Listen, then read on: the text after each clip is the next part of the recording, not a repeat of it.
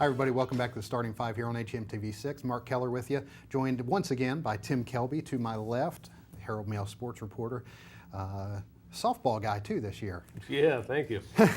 First year covering, as a beat, covering high school softball for us, and put together our all-county softball team this year, and our players of the year as well. And we're look at our hitter of the year, Tim, and that's it was a tough call this year. I know it was for you. In fact, I even had to enlist a vote from all you guys on the staff this year. That's how tough it was. It was a tough vote. A couple of great seasons, but we went with Danielle Wissinger from North Hagerstown.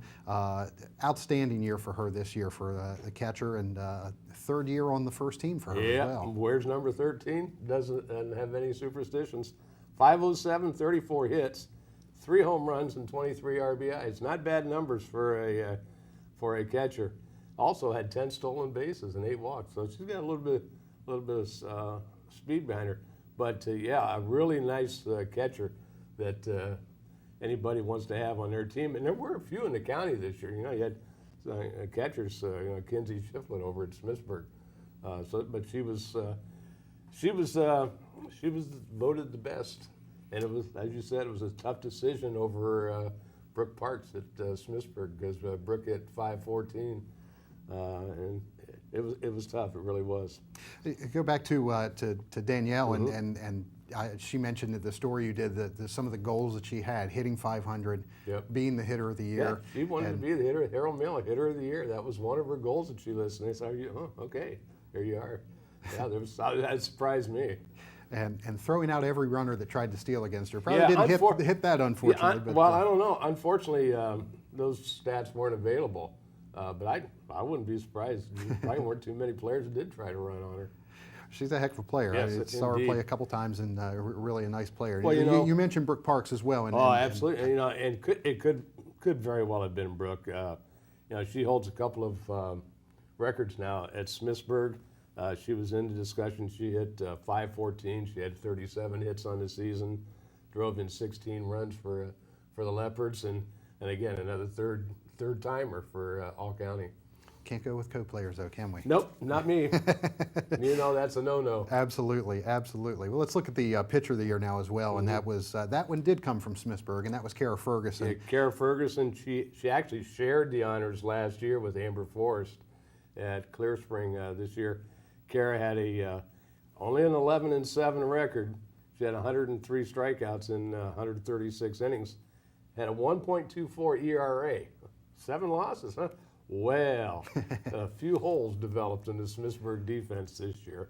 And Katie Barnhart said, and I think probably in the games we saw pitched in the line scores, the games that were covered, that 11-7 record could very well have been at least a 16-2 mark easily. Yeah, obviously a very deceptive mark, and something that she. I guess I held Smithsburg back this year because there were very high hopes for them in the postseason and so forth, and they weren't able to overcome those. But one nice thing, there was one nice thing in the interview that I had with Katie Barnhart when talking about Kara, is that despite all the defensive inefficiencies that the Leopards had this year, Kara never let it bother her. And she never got down on her teammates about the problems that were going on. And that's important, because you do see that in high school, especially where it's kids, it's teenagers, and you want to put the blame on somebody, but that's team leadership there that Ferguson shows. Never put her head down. Yeah, that's great. Well, good for her. The baseball team was dominated much by North and Clear Spring. The all-county softball team, kind of the same way, with Smithsburg mixed in there. You mentioned Kinsey Shiflett in particular, the years she had. Well, yeah, she did. She was a 400 hitter, had 4 home runs and 24 RBIs.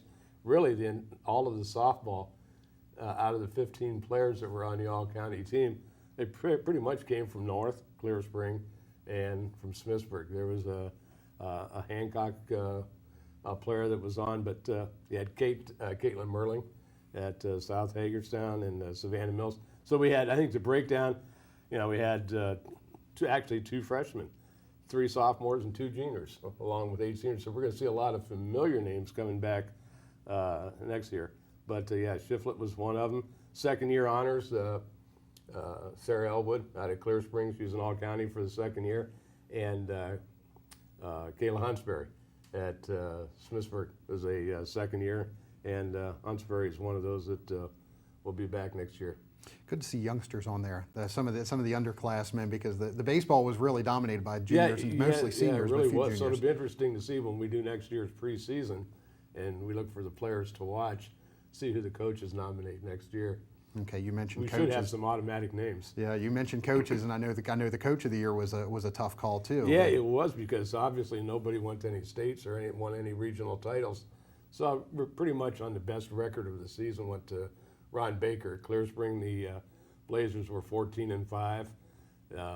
His second such honor as coach of the year, and he's turned the Clear Spring program around in the last couple of years, 3 or 4 years, I think.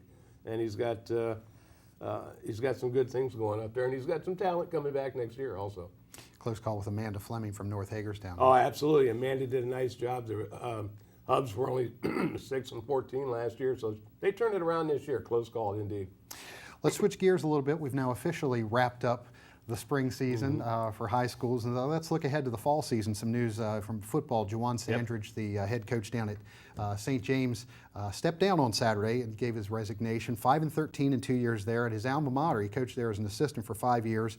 Had a great start last year. Started the year 3-1, and then the injury bug kind of hit him hard. Yeah, if there was any team in the county that was hit harder early in the season or midway in the season with injuries, it had to be St. James, no doubt. And he had the talent on that team, but they got, as you said, they got hit very hard.